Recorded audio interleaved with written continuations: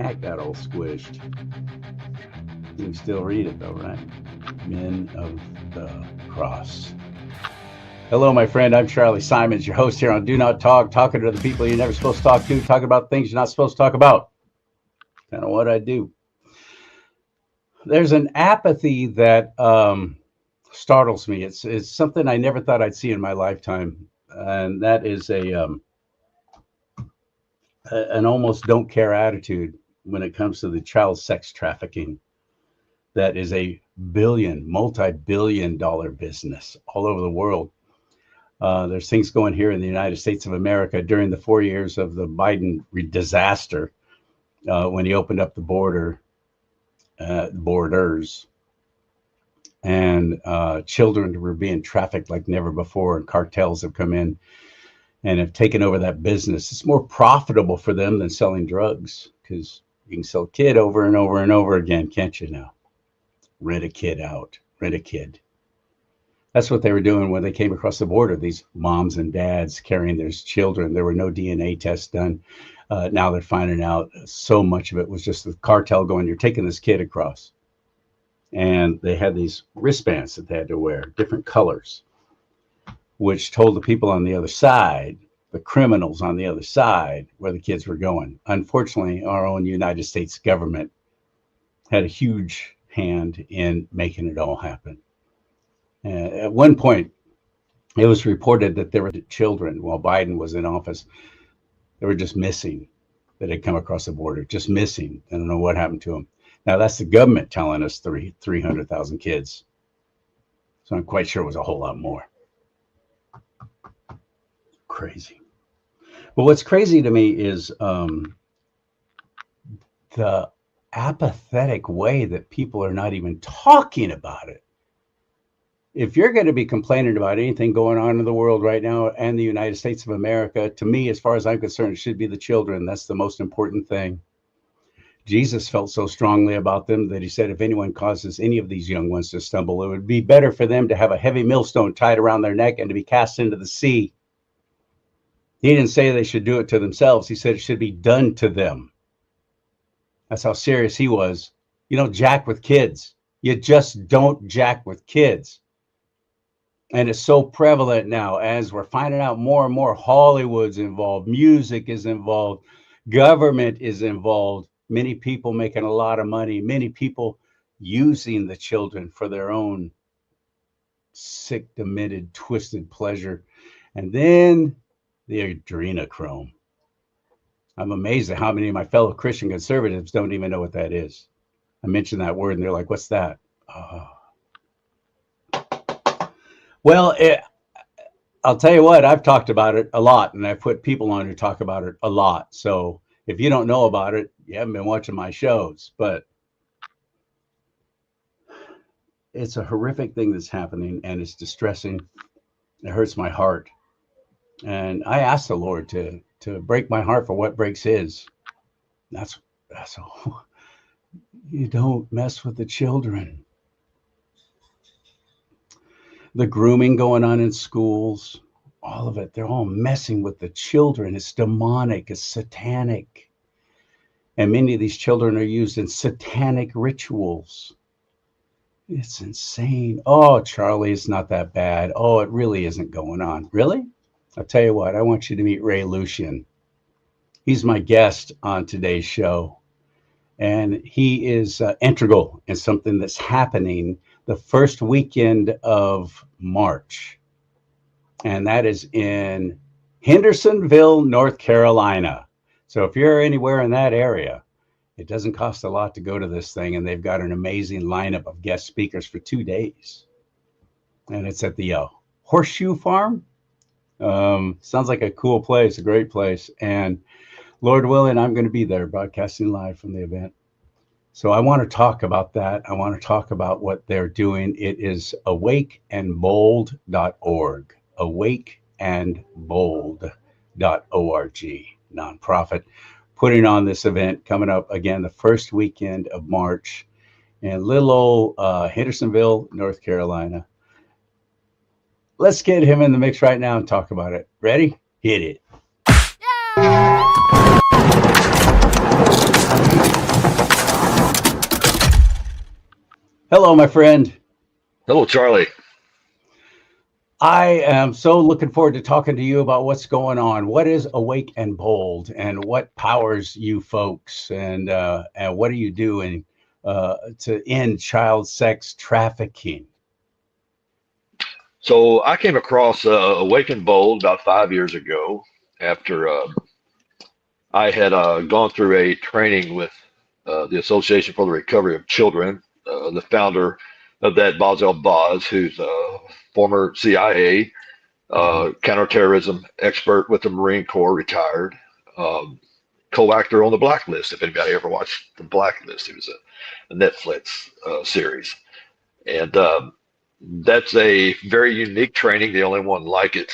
You spend a week learning how to run your own operations, investigations, getting involved in every uh, aspect of what it takes from start to finish to save a child or any person, uh, adults included, that are victims. And our goal is to turn them into survivors, of course, and then take down the predators. Um, I'm glad you I mentioned went, adults as well. That is going yeah, on. absolutely. Oh, yeah, yeah, Indentured servitude. And I've yeah, had Boz on my yeah, show before, an yeah, extraordinary gentleman, and yes, he is doing the Lord's work. He's training people absolutely. to not only Yeah, recognize the signs of someone who's being trafficked, but how to do something about it. And yes, he's even got a force put together that will extricate these adults yes, and yeah, children out of yeah, yeah, trafficking. yeah, absolutely. They are, and they've been at this longer than anybody, any of the organizations that are out there, I think, and they're very successful. Uh, every child or victim they've gone after, they brought home, and 100% conviction rates too when it goes that far. Our main objective is to get that victim free Yeah, yeah. and into healing, into a process of healing, um, showing them grace, mercy, love, that the way God intended it to be. That is a And very real thing because what's happening yeah, when they are rescued by law enforcement, they're put in the foster care system and child protective services and so on. yeah, And yeah, then oftentimes they go missing from there. And absolutely. Yeah, the people who were trafficking find out where they are, they'll come and take them back. yes, yeah. They are very vulnerable. Even the traffickers. I mean, they don't even they refer to them as low hanging fruit. That's how they look at them. And so it's like a wolf smelling a blood popsicle. I mean, that's how they see that. Yeah. And uh, Awakened Bold had asked me to come and to one of their events they were having, and I had not met them in person yet. They had called me, and at that time, I was uh, my first exposure to this was with Veterans for Child Rescue. Was founded by Craig Salman Sawyer, former SEAL Team Six member, and uh, that's how I came across Boz because Craig was doing an interview with Boz as well, and Boz talked about their course that they were going to start out in Colorado. So that's why I jumped on that. I was looking for something to do to volunteer my time, basically on weekends, and so I thought I would pass out brochures or whatever to bring awareness to to trafficking. And the more just the more I learned, the deeper I wanted to go and get involved and actually do something about it and be out there. I want to be boots on the ground, with this.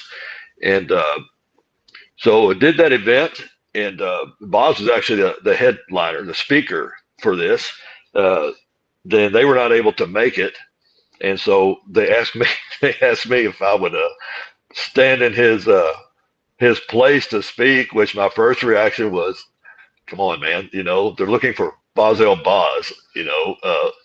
Co-actor on the blacklist, former CIA, and his resume is a lot more extensive and impressive than mine.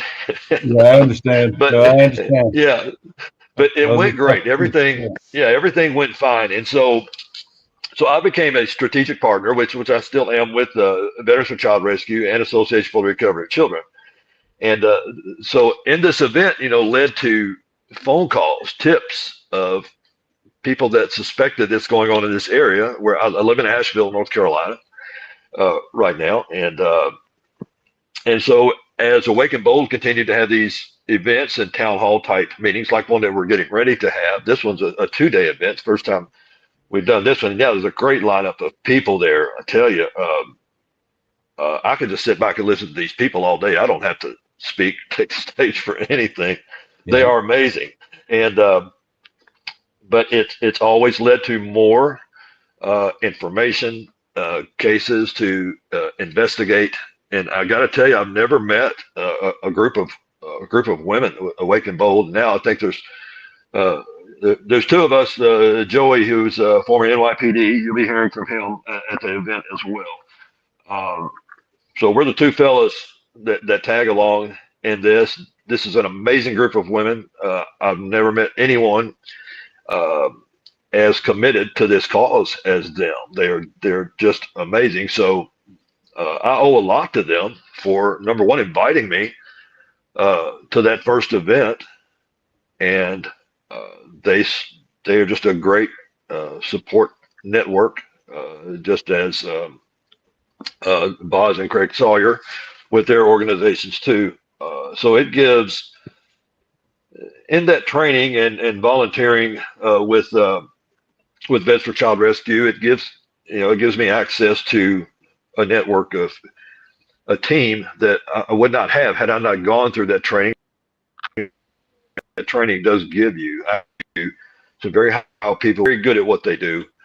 And I never take a step if I am staking out a property, doing what I have to do, due diligence, and without being on the phone with one of them or messaging, here's my next step, what do you think? And because without them, you can get yourself in trouble out there. You've got to have a team. You can't do this alone. A mistake on a case somewhere could get that victim killed, and nobody wants to live with that. And that's how just ruthless they are out there. Absolutely. And the infiltration of the cartels from Central Yes. and South America, and the Chinese gang, the Triad, the South America, talking about Tren de Agua, and so on, is huge. And our own people here are fighting against the very agency that's trying to extricate them out of our country. Yeah, absolutely. Yeah, and it's just mind-boggling. It seems that I don't hear anyone talk about the victims. Really, they're more focused on who's on the list. So many only care about is Trump on the list. That's all they care about. That's what's disappointing to me. Anyone that violates a child in that way deserves severe punishment. I don't care who it is.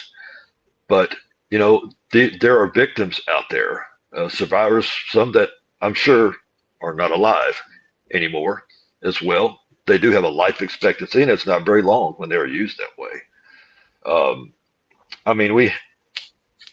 The United States is the #1 purchaser of all of this in the first place, particularly minors as well. Are you serious?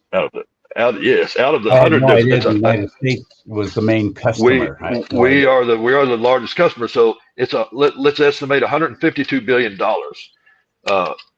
Worldwide. It's a criminal enterprise. That's what it is. That's tax free, of course. Now, a third of that 152 billion is 52 billion. That's the United States. So we are the biggest. We're the biggest producer of, the biggest shoppers, the biggest purchasers, the largest producer of porn, which is the fuel. Porn is the biggest fuel to this.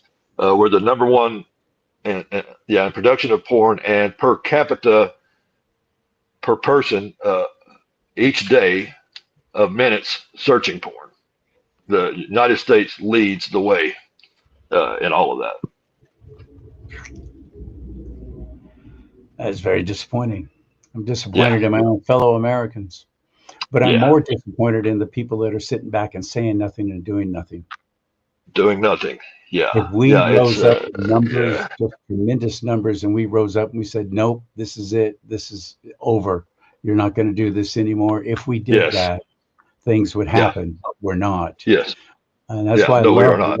what you're all doing in North Carolina the first weekend of March. Yeah, And you can get all the information at yes, awakeandbold.org. You could yes, stay there if you want. It's a beautiful place. You can actually stay there if you're coming in from yeah. It's out of beautiful. state or something. I would Yeah, recommend that. I'm going to be, thank God. It's a very mhm. real thing that people are afraid, aren't they? They're afraid to stand up because of the strength of the gangs and the Yes, cartels that are yes, yeah, orchestrating so much of this. They're literally afraid. You all have to oftentimes yeah, take pseudonyms. You can't. You have to try and hide your identity because you'll get doxxed. yes, You find out where you yes, are. You never know if they're going to be crashing through your door. yeah. That's a very real consideration too. So I think that's It probably a is. lot of why people don't get involved or say anything either. Maybe they're afraid. Mhm. Right. Yeah, yeah. The calls that I get, for tips, yeah, the first concern for that person calling me is I don't uh, want my name mentioned in anything. I don't want the police called. Um, and so we protect that, of course, as much as we can. We never had to get that caller involved ever, with the police. My experience has been they're concerned about the mission and the victim, uh, at that point.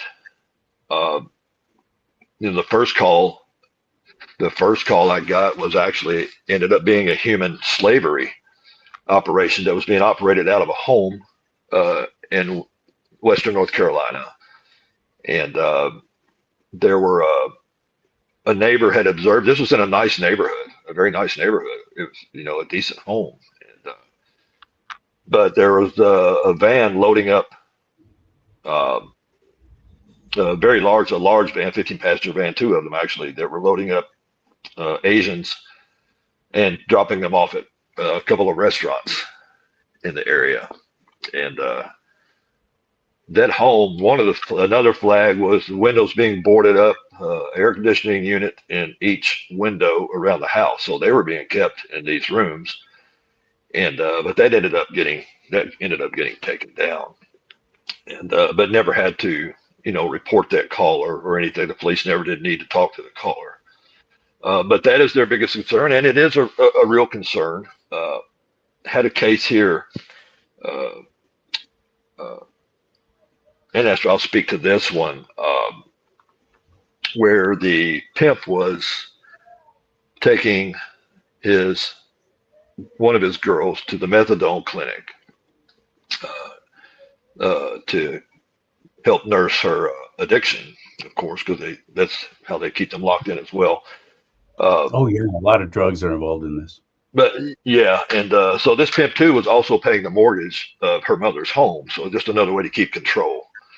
And as far as we know, the only person that she talked to was me and another person at a safe house that she confided in.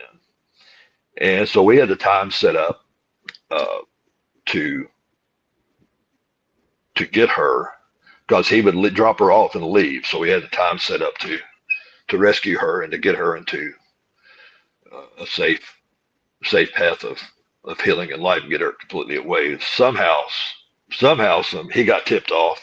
We don't know. And so the last time I talked to her, he had beat her and then threatened, her mother's life. And so it's, uh, it's that brutal out there with them. We have no idea how he found out.